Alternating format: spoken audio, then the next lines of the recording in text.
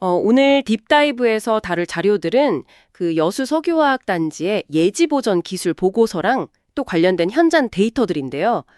오늘 저희 미션이 아주 명확합니다. 네. 이 거대한 공장이 멈춰서는 재앙을 그 눈에 보이지도 않는 미세한 전류 분석으로 어떻게 막아낼 수 있는지 그 원리를 좀 파헤쳐 보는 거죠. 네, 아주 흥미로운 주제죠. 그렇죠.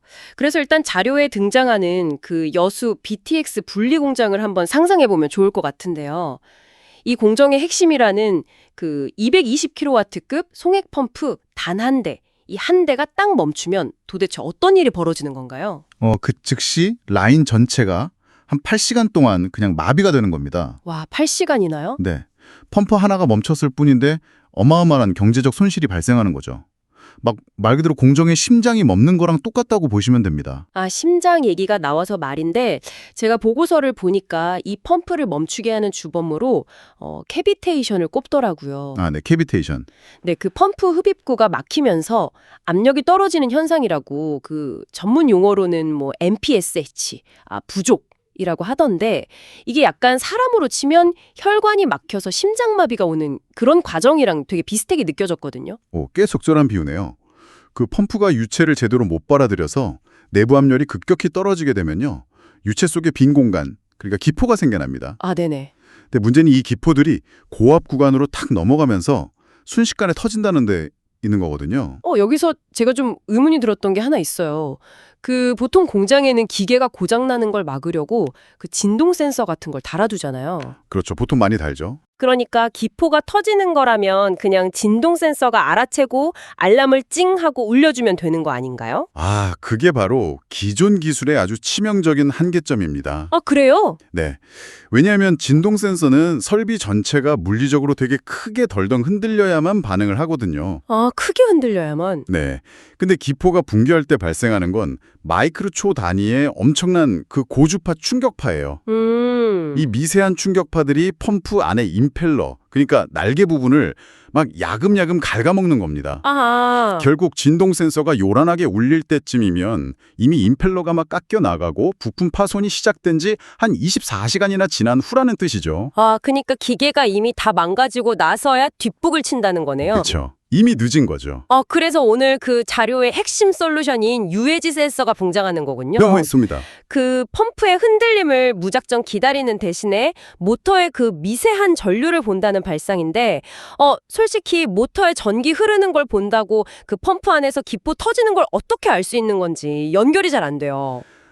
모터랑 펌프는 하나의 그 물리적인 축으로 쫙 연결되어 있다는 점을 떠올려 보시면 쉬워요. 아, 축으로? 네, 펌프 내부에서 기포가 터지면서 미세한 충격을 주면 그 저항이 축을 타고 모터의 회전 부하를 아주 미세하게 변화시킵니다. 아하. 그래서 UAG 센서가 1초에 무려 7,680번이나 그 전류 파형을 촘촘하게 수집해서 이 변화를 확 읽어내는 거죠. 1초에 7,000번이 넘게요. 와, 대박이네요. 네, 그 보고서에 또 5에서 20kHz 대역의 PST 전력 스펙트럼 밀도라는 용어가 막 계속 나오던데 이거는 그럼 그 수많은 데이터 중에서 특정 부분만 골라서 본다는 뜻인가요?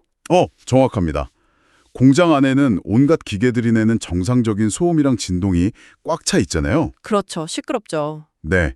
그래서 라디오 주파수를 딱 맞추듯이 5에서 20kHz 대역만 별도로 분리해서 에너지를 추적하는 거예요. 아, 그러면 다른 잡음에 방해받지 않고 딱 기포가 터질 때 발생하는 고주파 노이즈만 실시간으로 콕 찍어낼 수 있는 거죠.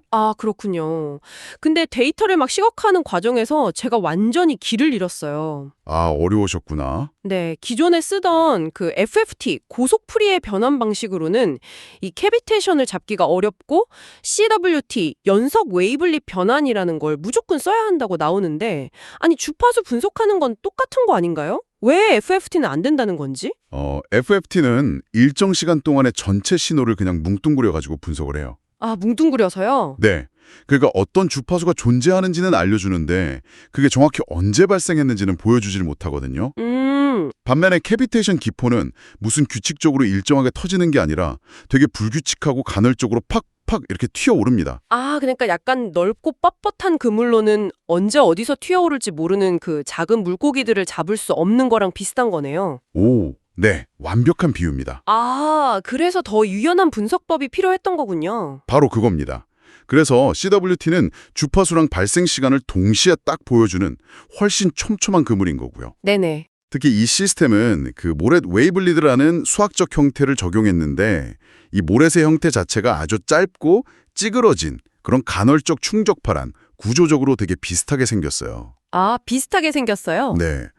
그래서 기포 분괴 신호만 귀신같이 탁 찾아내가지고 화면에 시각화해 주는 겁니다. 아, 그래서 제공된 다중 해상도 스칼로그램 이미지가 이제야 딱 이해가 가네요. 그 펌프가 정상일 때는 화면이 고요하고 왜 푸른 바다처럼 균일하게 나오잖아요. 네, 그렇죠. 근데 캐비테이션이 딱 시작되니까 그 푸른 바탕 위로 불규칙한 그 황색 점, 노란 점들이 불쑥불쑥 나타나더라고요. 네네, 맞습니다. 아, 눈에 안 보이던 그 마이크로초 단위의 충격이 시각적인 점으로 딱 잡힌 거네요. 그게 바로 시각화의 힘이죠. 근데 현장 작업자가 매일 그 복잡한 주파수 화면만 계속 들여다보고 있을 순 없잖아요. 아, 그쵸. 눈 아프죠. 그거 어떻게 매일 봐요. 맞아요. 그래서 수집된 이 전류 데이터가 최종적으로는 루다라는 AI 플랫폼으로 넘어갑니다. 아, AI로? 네, AI가 데이터를 분석해서 캐비테이션 강도를 0점에서 100점 사이의 점수로 딱 직관적으로 바꿔주죠. 점수로요? 네, 그래서 30점 밑으로 딱 떨어지면 당장 흡입구 청소해라. 이렇게 직관적인 액션 플랜을 딱 제시를 하고요. 네네. 심지어 부품이 며칠이나 버틸 수 있는지 잔여 수명까지 계산해냅니다. 아, 결과적으로 그 AI 시스템 덕분에 여수 공장의 재앙을 막을 수 있었던 거네요. 네네. 그 진동 센서였다면 부품이 망가지고 하루 뒤에나 뒷복을 찼을 텐데 이 전류 분석 시스템은 임펠러가 그 물리적인 손상을 입기 무려 21일 전, 거의 3주 전에 초기 징후를 감지했다는 대목이 저는 진짜 놀라웠어요. 네, 엄청난 성과죠. 참주라는 시간적 여유가 생기니까 그냥 미리 설비를 세우고 조치해서 그 거대한 셧다운을 막은 거잖아요. 그렇죠. 예지보전의 그 패러다임 자체가 결과 수습에서 원인 차단으로 완전히 진화했음을 딱 보여주는 아주 좋은 사례입니다. 와, 눈에 보이지도 않는 미세한 전류 파형의 떨림이 거대한 화학 공장의 멈춤을 3주나 앞서 막을 수 있다는 사실이 정말 인상적입니다. 네, 이 기술을 보면 이런 생각이 좀 들어요. 기계가 완전히 망가지면서 지르는 그 둔탁한 비명을 굳이 기다릴 필요 없이 전류를 통해서 보내는 그 은밀한 속삭임을 들을 수 있게 된 시대잖아요. 속삭임 좋네요. 그렇다면 당장 오늘 우리 주변의 다른 필수 인프라들은 또 어떤 위태로운 속삭임을 보내고 있을까요? 우리가 그 소리에 귀 기울일 준비가 좀 되어 있는지 고민해 볼 시점인 것 같습니다.